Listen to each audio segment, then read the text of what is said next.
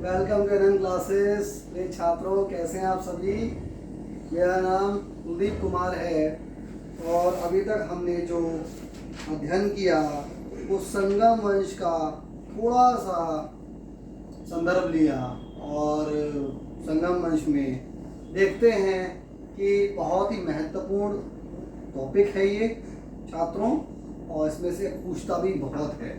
दक्षिण भारत के जितने भी आपको शासन या राजा मिलेंगे उसमें से बच्चों अधिकतर आता है एग्जाम में, ठीक है। तो आपको इसको छोड़ना नहीं है, बहुत ही महत्वपूर्ण है ये। तो संगम मैंने आपको कल बताया भी था लास्ट क्लास में कि संगम साहित्य जो हुए वो उत्तर मौर्य काल और गुप्त काल से पूर्व के समानांतर थे, ठीक है। मतलब उत्तर मौर्य काल मतलब मौर्य काल के बाद, और उधर गुप्त काल से पहले थे, ठीक है। तो देखते हैं कौन कौन से, मैंने तो कल आपको ऐसे ही ओरली बता दिया था कि कौन कौन से कब संगम साहित्य हुए थे, लेकिन वो लिखवाना बहुत महत्वपूर्ण है, उसमें से पूछ सकता है। तो बेटा पहला जो संगम हुआ वो थेन मदुरई, जहाँ आयोजन ये स्थल था, और किसकी अध्यक्षता में हुआ, तो उसके जो अध्यक्ष थे वो थे अगस्त्य, ठीक है। और इनकी रचनाएं जो भी उस समय हुई वो आधुनिक समय में बच नहीं पाई, पता नहीं कहाँ समाप्त हो गई या वो खो गई, लेकिन उनकी रचनाएं आज तक मिल नहीं पाई। दूसरा जो संगम हुआ वो कपटापुरम में हुआ, और इसकी जो अध्यक्षता की वो अगस्त्या तोला कप्पियार ने की, जो कि कौन थे, ये अगस्त्य के शिष्य थे, अगस्त्या तोला कप्पियार। और यही एक जो इसका परिणाम जो हुआ दूसरे संगम का, वह ये था कि तोला कप्पियम नाम की एक तमिल व्याकरण रची गई, जो कि तोला कप्पियार ने ही उसको लिखा था, ठीक है। तोला कप्पियम द्वारा लिखित हुई, ठीक है। और तीसरा जो संगम हुआ वो मदुरई में हुआ, और इसकी अध्यक्षता नक्कीरार ने की थी, ठीक है बच्चों, नक्कीरार। और इसमें इसका जो परिणाम हुआ वह क्या था, परिणाम में इसका संपूर्ण संग्रह का निर्माण हो गया, जो कि संगम साहित्य के बारे में आज हमें स्रोत मिलते हैं, अधिकतर वो तीसरे संगम से ही मिल पाते हैं, ठीक है।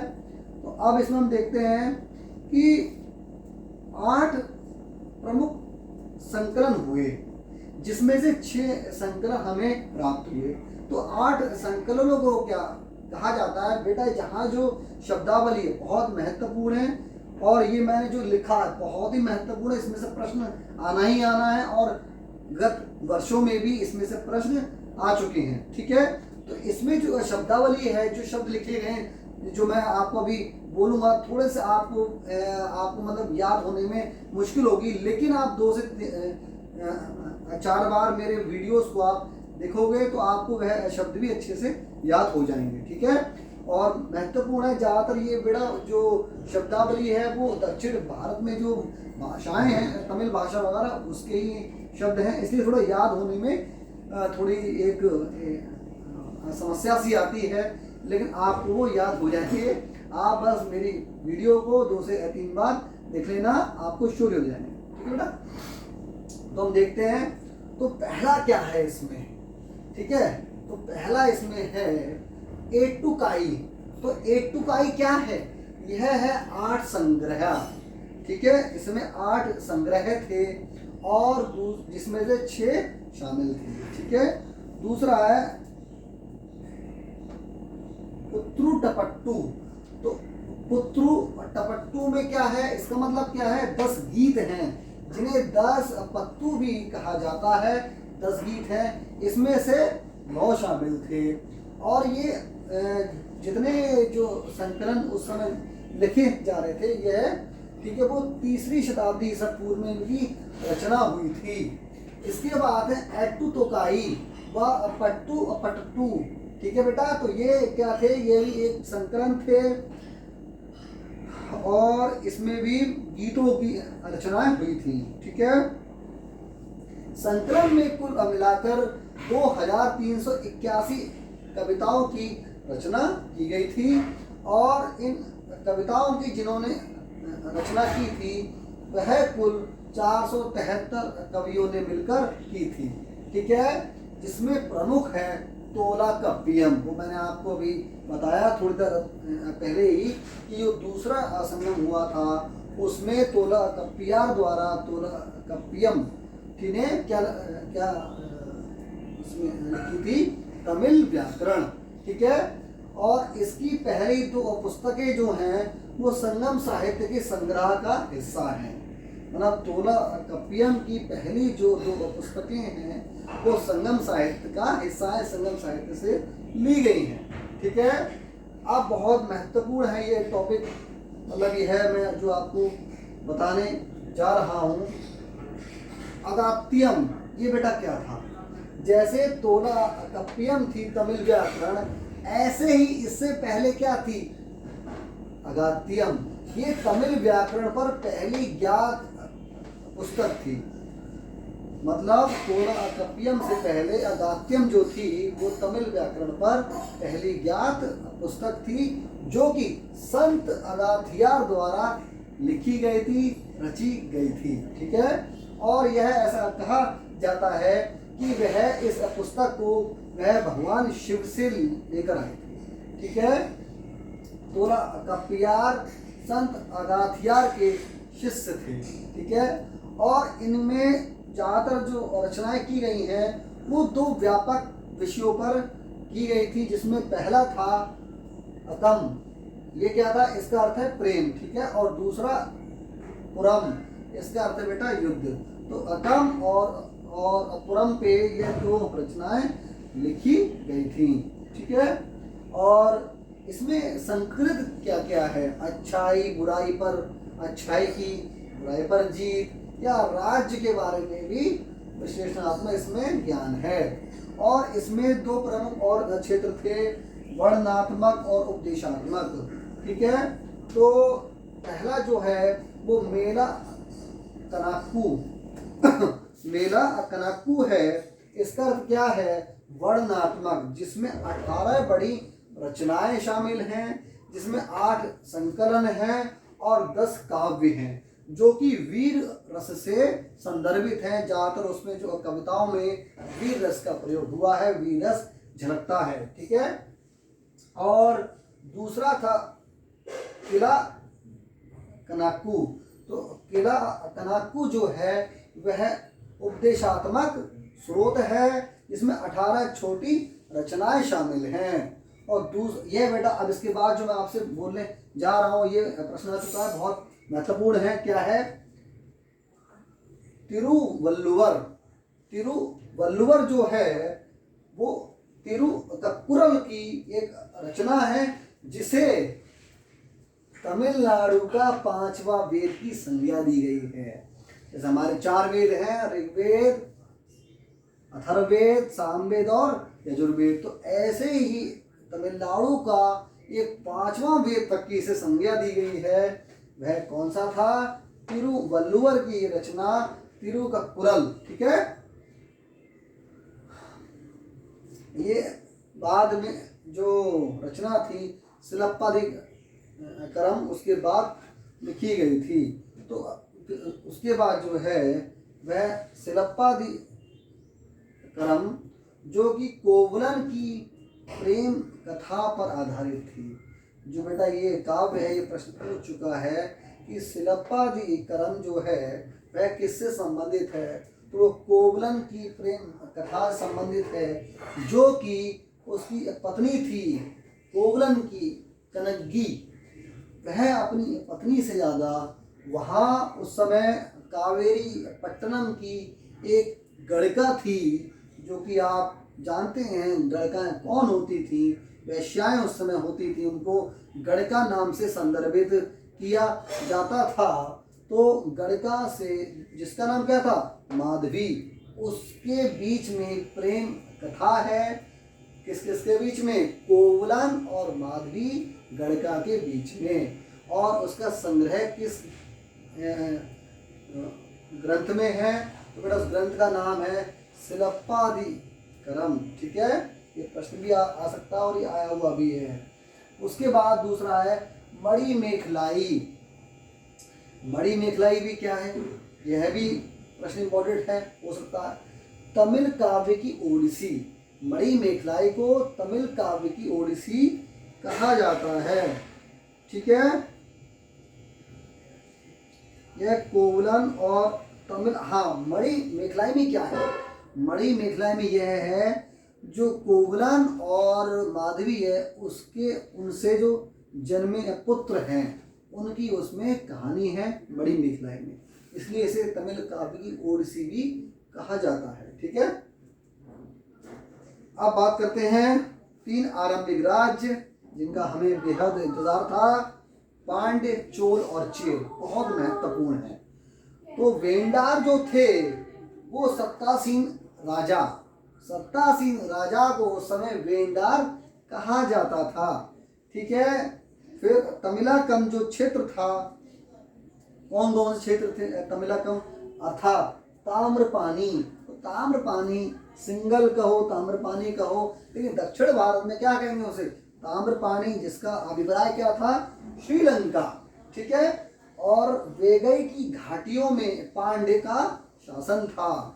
ठीक है, और फिर थोड़ा और उस ऊपर आएंगे तो निचली कृष्णा घाटी में चोल का शासन था, चोलास जिन्हें कहते थे। ठीक है, और फिर केरल पुत्र जिन्हें क्या कहते थे, चेर, तो चेरों का शासन जो था वो केरल तट पर था। ठीक है, और उस समय कुछ राजसी गौरव चिन्ह होते थे, जैसे विशेष छतरी हो गई।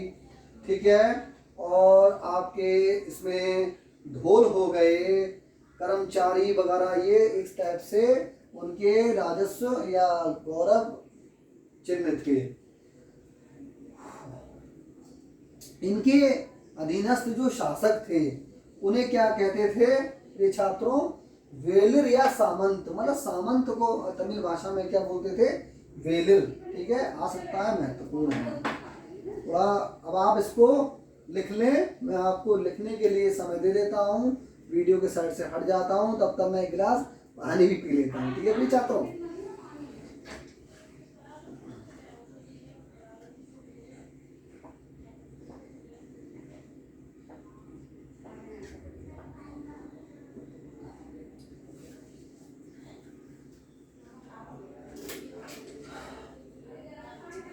आपने वीडियो पॉज करके लिख लिया होगा, मुझे उम्मीद है। तो बेटा अब आते हैं पांड्य पे, कि पांड्यों की राजधानी क्या थी, पांड्यों का चिन्ह क्या था, और मैं आपको इसमें एक अभी बिंदु बताऊंगा जो बड़ा रोचक लगेगा आपको। तो पांड्यों का जो क्षेत्र था वो आधुनिक तिरुनेलवेली से मदुरई और जो आधुनिक जो है वो रामनाथ जिलों और दक्षिण त्रावणकोर तक फैला हुआ था। अर्थात केरल का जो पूरा लगभग हिस्सा था वो पांड्यों का के शासन का क्षेत्र था।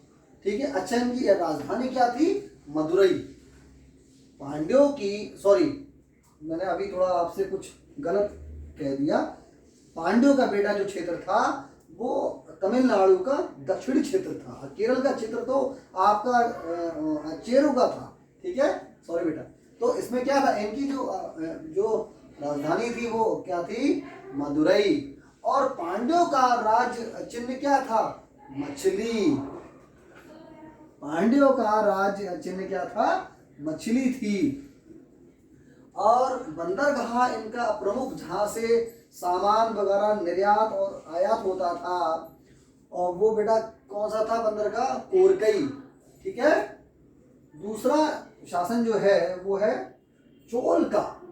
तो चोल का जो आधुनिक क्षेत्र देखेंगे, तंजौर व तमिलनाडु के तिरुचोनापल्ली के जिले थे। ठीक है, राजधानी क्या है इसकी, राजधानी इसकी बेटा पूछता है, महत्वपूर्ण है। राजधानी इसकी थी रैयूर, जो कि कपास के लिए बड़ी फेमस थी। ठीक है, और राज चिन्ह क्या था यहाँ का, चोलों का वो था बेटा बाघ। आपने देखा होगा कि श्रीलंका के झंडे पर एक चिन्ह है शेर का, लेकिन वह पहले, उससे पहले कौन सा था, बाघ का था चिन्ह। तो वो बाघ का जो चिन्ह श्रीलंका में जो लिया गया है वो हमारे दक्षिण भारत के शासन चोल शासन से लिया गया है, चोलास से लिया गया है, ठीक है। क्योंकि चोलों ने श्रीलंका पर भी राज किया है लगभग 50 वर्ष तक, ठीक है। जीत लिया था श्रीलंका को उस समय उन्होंने। तो प्रमुख बंदरगाह जो था उनका वो क्या था, पुहार। तो पुहार उनका प्रमुख बंदरगाह था, जिसका आधुनिक नाम क्या है, कावेरी पट्टनम, ठीक है। तीसरे जो शासक आए वो बेटा कौन थे, चेर। तो चेरों के बारे में हम देख लेते हैं। तो चेर का जो मैंने अभी से आपसे गलती से कह दिया था, केरल का क्षेत्र, वो चेरों का शासन क्षेत्र था। चेर जो शासक थे उनका शासन क्षेत्र केरल तट पर था, ठीक है। राजधानी क्या थी इनकी, वंजी या करूबर, ठीक है। राज चिन्ह क्या था, धनुष। और बंदरगाह क्या थे इनके, तोंडी और मुचली। अब हम देखते हैं कि पांड्यों का जो राज्य चिन्ह था वो बेटा क्या बताया मैंने आपको, मछली। और चेरों का क्या था, धनुष, ठीक है। तो आपने देखा होगा कि हमारा जो राज्य है उत्तर प्रदेश, उसका जो राज्य चिन्ह है वो क्या है, मालूम ही होगा वैसे आपको, धनुष है और मछलियां हैं। साइडों से क्या बनी हुई हैं, मछलियां, और बीच में क्या है, धनुष। तो जो राज्य चिन्ह जो लिया गया हमारे उत्तर प्रदेश का वो इन्हीं शासनों से लिया गया है। पांड्यों का जो आपका राज्य चिन्ह है मछली, और चेरों का जो राज्य चिन्ह है धनुष, उन दोनों को मिलाकर उत्तर प्रदेश का शासकीय राज्य चिन्ह जो आधुनिक समय में चल रहा है वह वहीं से लिया गया है। तो ये कुछ एक रोचक था, नहीं था आपके लिए, तो हमें मालूम होना चाहिए हमारे प्रदेश का राजकीय चिन्ह कहाँ से लिया गया, ठीक है। अब बात करते हैं पांड्यों के शासन के बारे में कि पांड्य बृहद स्तर पर, थोड़ा सा आपके एग्जाम के हिसाब से, ठीक है। तो पांड्यों का जो शासन था वो पहली बार इसका जो उल्लेख मिलता है वो मेगस्थनीज की इंडिका से इसका उल्लेख मिलता है पहली बार कि पांड्य कोई शासक क्षेत्र थे और ये मोतियों के लिए प्रसिद्ध था। यह सब मेगस्थनीज की इंडिका में लिखा हुआ है। मोतियों के लिए प्रसिद्ध क्षेत्र थे, एक स्त्री द्वारा शासित थे, तो कह सकते हैं कि कुछ मात्र सत्तात्मक रहा होगा वहाँ का क्षेत्र। और संगम साहित्य में इसका भी जिक्र है, किसका, पांड्य शासन का, ठीक है। और इनका रोमनों के साथ व्यापार था।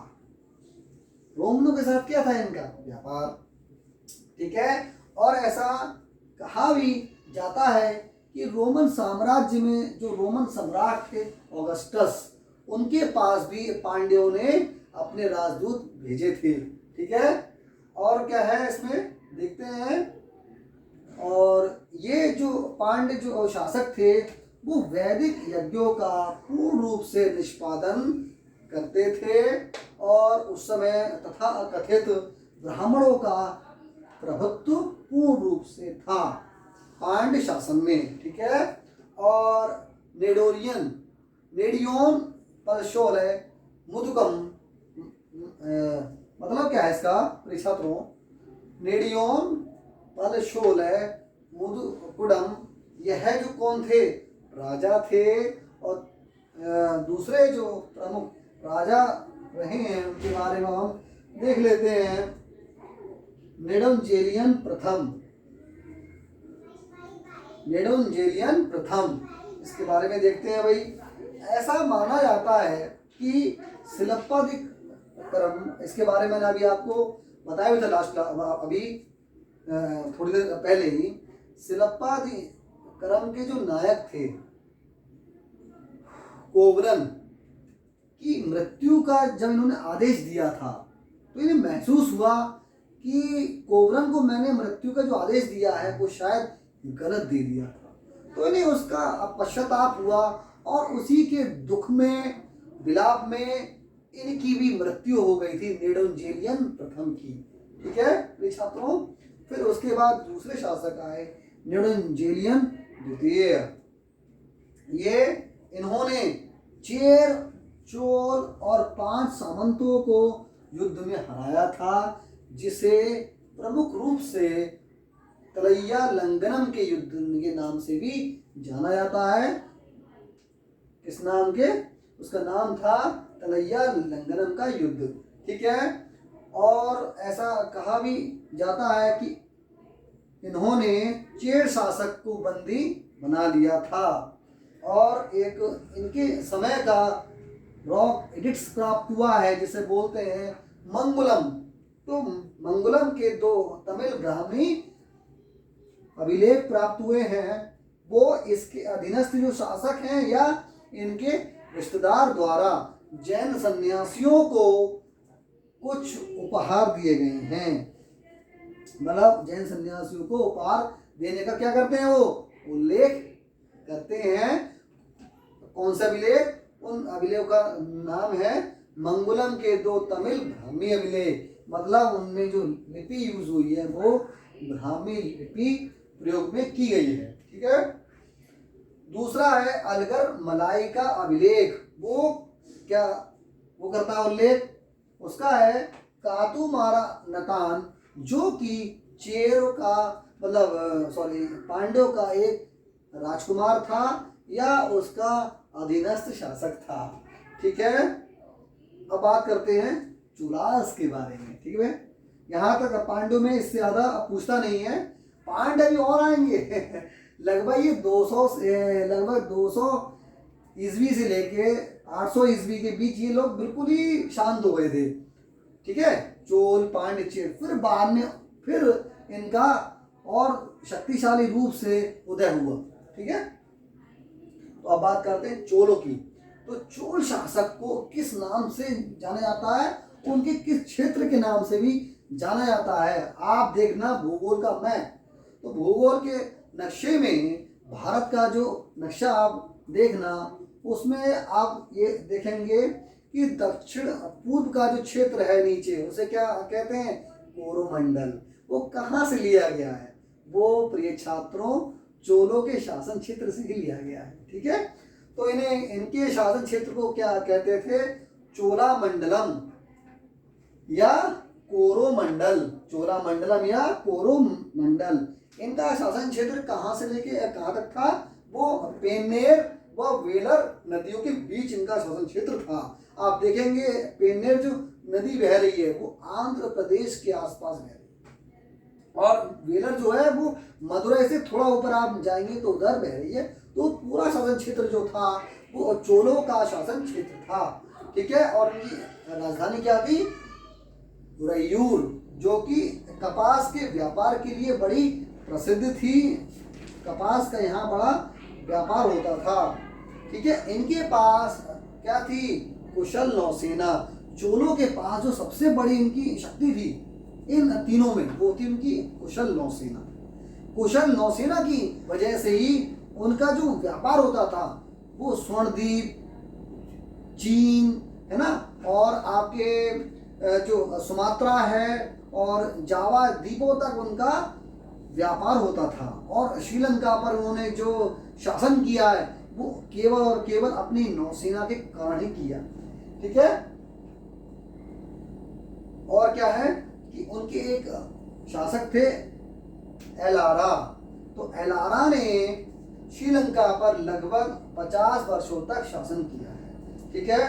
तो प्रिय छात्रों आज की क्लास को हम यहीं रोकते हैं और नेक्स्ट क्लास में चोल और चेरों के बारे में कंप्लीट करा देंगे और फिर आएंगे हम संगम युग के अर्थव्यवस्था पर, उनके शासन पर। ठीक है। ढांचा व्यवस्था क्या थी और उनके व्यापार पे। ठीक है। और उसके साथ ही आपका यह चैप्टर भी कंप्लीट हो जाएगा। मुझे उम्मीद है कि मैं नेक्स्ट क्लास में ये चैप्टर भी आपका करा दूंगा। ठीक है। तो मेरी क्लास को सब्सक्राइब कीजिए और लाइक कीजिए, और हो सके तो कमेंट भी दे सकते हैं आप लोग। और जो भी आपके डाउट्स हैं वो मेरे चैनल पे क्लासेस पर या हमारे जो इंस्टाग्राम आईडी है KU.ADEEP2629 पर आप पूछ सकते हैं। ठीक है छात्रों, और आप लोग पढ़ते रहिए और घरों में रहिए, क्योंकि इस समय कोरोना काल बहुत भयानक रूप ले चुका है प्रिय छात्रों। ठीक है, फिर thank you for watching N classes, keep watching N classes. नमस्कार प्रिय छात्रों।